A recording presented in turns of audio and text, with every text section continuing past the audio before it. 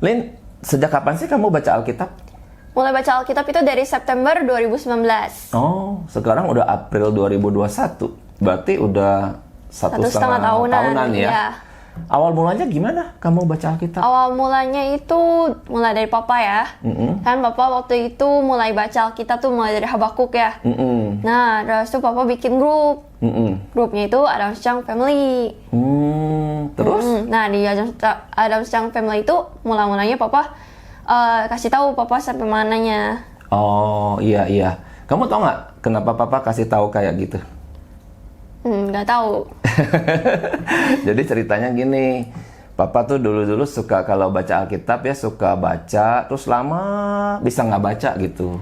Nah pas September itu papa bertekad pengen baca terus kagak berhenti gitu loh. Cuman supaya papa tekadnya baik, ajak aja sekeluarga, mumpung kalian ini udah gede semua. Nah jadi setiap kali papa masuk kitab yang baru, jadi papa ingat memang mulanya Habakuk. Pas jadi mulai kitab baru, papa lapor ke dalam grup sambil nanyain kalian nih udah sampai mana. Iya. Terus kamu suka lapor gak ke dalam? Awal-awal tuh ya kadang-kadang lapor, kadang enggak. Gitu ya. Soalnya jarang buka grup. Oh.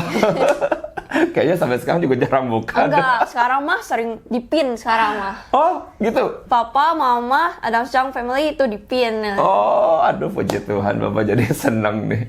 Nah, oke. Terus kalau papa nggak salah, kayaknya awalnya kamu kurang serius. Tapi Iya. ada satu masa kamu lebih serius, itu ceritanya gimana sih? Awalnya itu kan cuma ikut-ikutan papa aja. Terus yang lain kan juga pada baca, ya udah ikut-ikutan aja.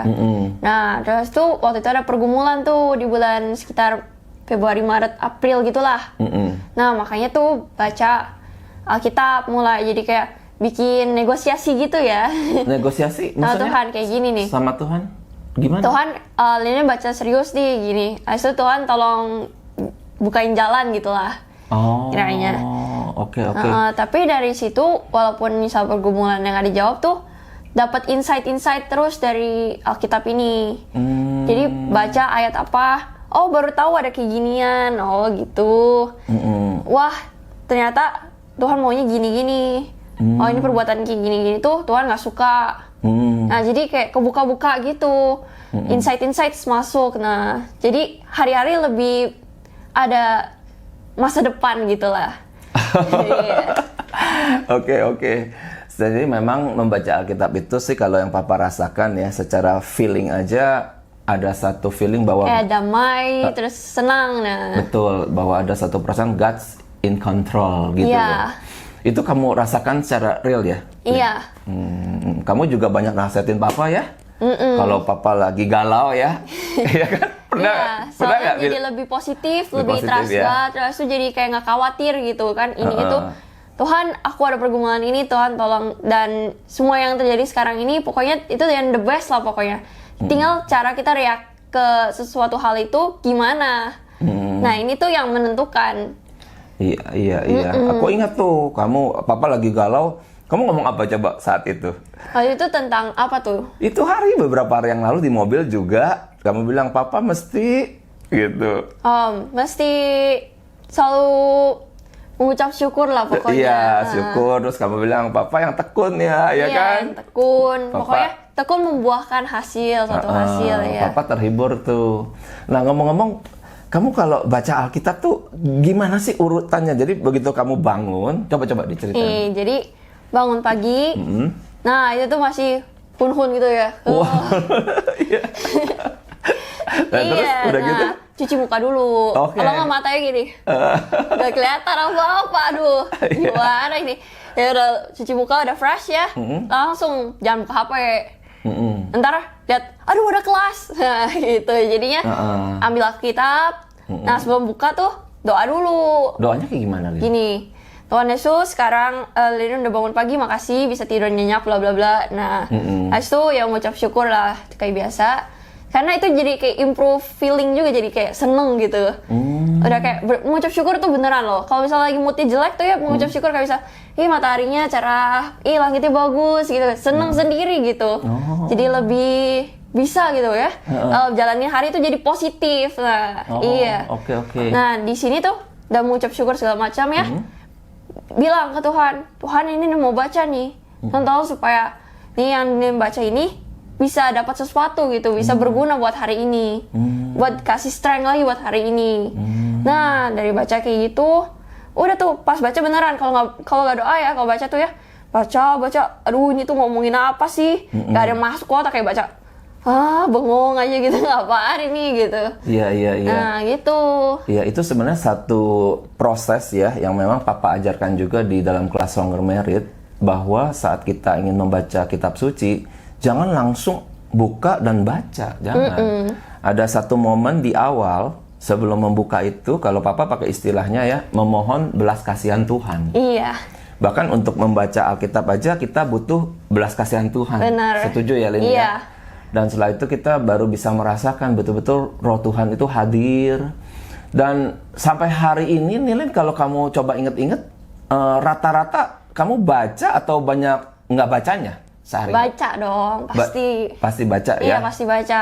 Kalau misalnya nggak baca kan ada kebuat jadi kayak habits ya. Kayak, aduh belum baca Alkitab, baca Alkitab, itu muter-muter di otak ya, langsung baca Alkitab gitu. Oke, iya, Papa seneng sih, dan Papa berharap investasi yang Papa coba lakukan ya dan keluarga ini betul-betul ada sesuatu yang meaningful, yang everlasting. Iya.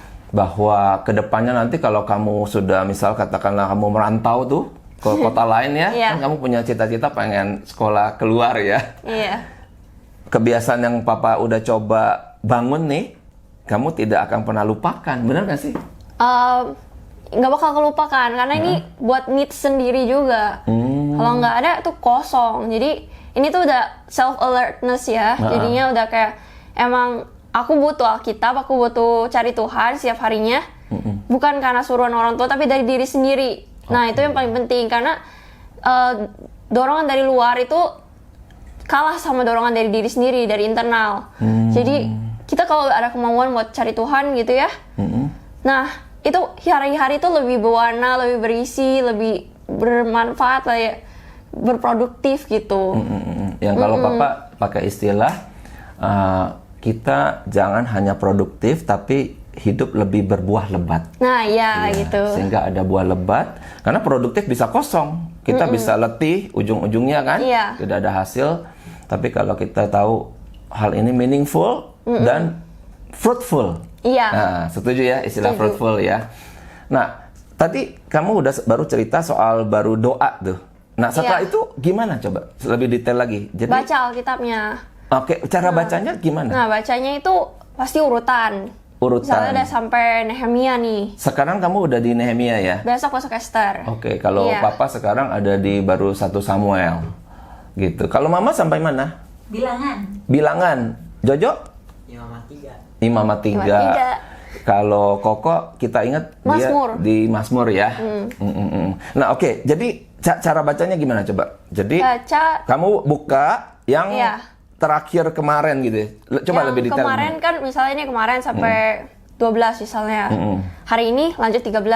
Oke. Terus kamu bacanya ngebut apa gimana? Pas awal-awal mulai itu pas September gitu sampai sekitar Maret ya. Itu bacanya ngebut ya. Jadi kamu belum menaruh hati kamu kayaknya ya. Iya. Pokoknya asal pokoknya waktu itu target aku 1 pasal setiap hari. 1 pasal ya juga. Kamu ingat Papa suka nanya nih gitu ya. Jadi kayak ditagi-tagi ya. Iya, kalau nggak maju-maju nggak baca ya gitu. Oke. Nah kalau sekarang gimana sekarang? Kalau sekarang ya waktu itu ada bulan-bulan juga pas Maret, April sampai Juli itu ya. Sampai kapan gitu ya, itu masih kayak baca tuh di underlining, terus di notein, di kayak tulis ini aku bla bla bla bla bla buat kayak ke hari-harinya gimana gitu, bisa didapetin dan dimasukin ke hari gitu.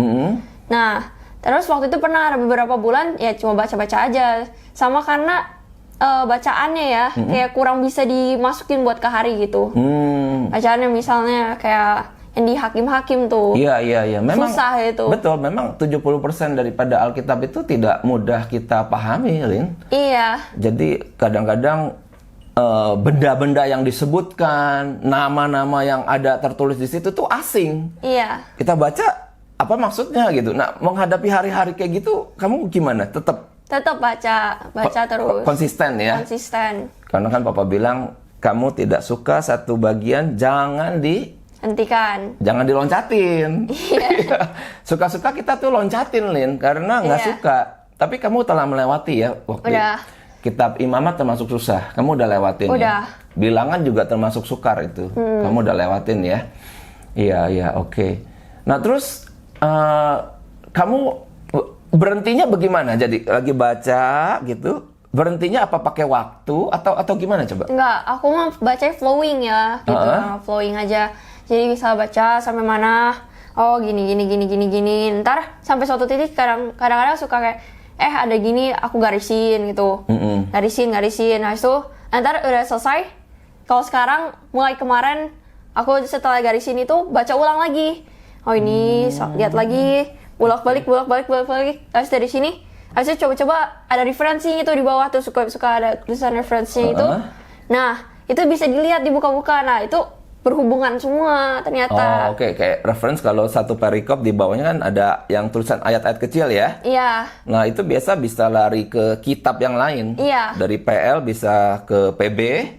Kalau ayat-ayat di PB bisa lari ke PL. iya. Maksudnya gimana? Kamu baca gitu, kamu kejar ayatnya gitu. Iya, coba lihat gitu. Terus kadang kalau baca gitu, rasanya suka keinget ayat yang pernah dibaca. Oh. Misalnya tadi aku baca ini kan, Nehemia itu tentang yang orang-orang Yahudi ini memperistri orang Moab dan orang Amon dan orang-orang Asdod tuh. Oh, oke. Nah, itu berarti orang-orang non-Yahudi. Padahal Amon dan Bani Amon sama si Moab itu keturunannya Lot.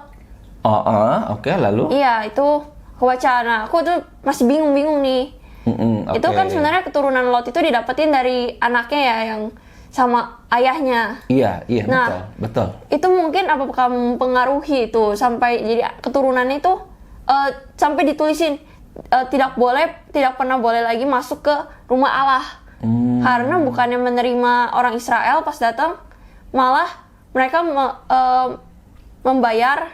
Iya, betul. Ada masa-masa itu. Jadi saat mereka mau melewati bangsa ini dipersulit. Iya. Gitu. Jadi bukannya dipermudah. Dan akhirnya bangsa ini kalau nggak salah setelahnya nanti kita lihat bangsa ini lenyap gitu. Jadi tidak ada lagi.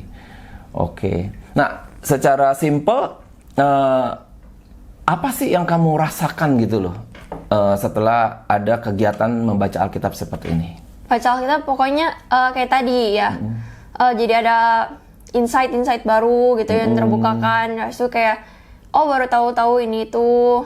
Terus jadi cara pikirnya juga berubah gitu kan. Suka kadang cara pikir itu kalau misalnya nggak dimasukin terus yang bener ya, lama-lama ngaco gitu. Kadang atau nggak punya, misalnya nggak baca ya, ntar tiba-tiba ada masalah apa pernah dilewatin, terus tuh misalnya nggak baca Alkitab nih, jadi kan nggak tahu yang benernya apa gitu ya.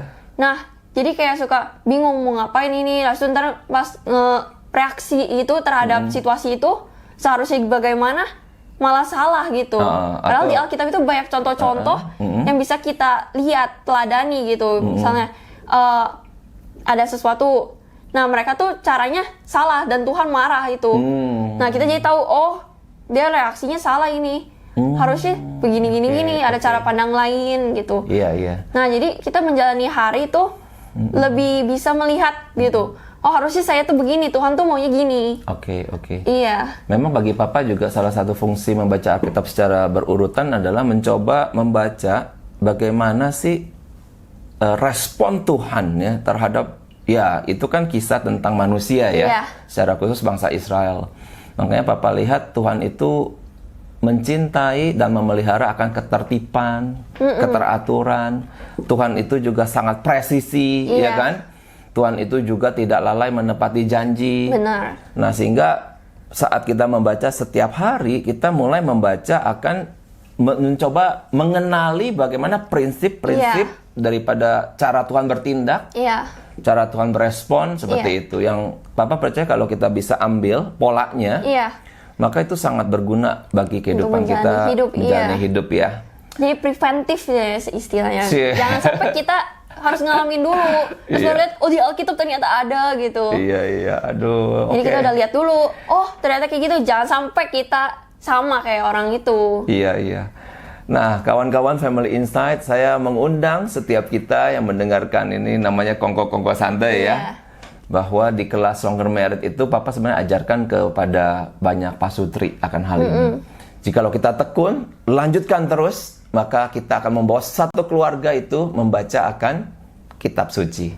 Oke, thank you Lin. Kita cos. Dah. Bye-bye. Bye-bye.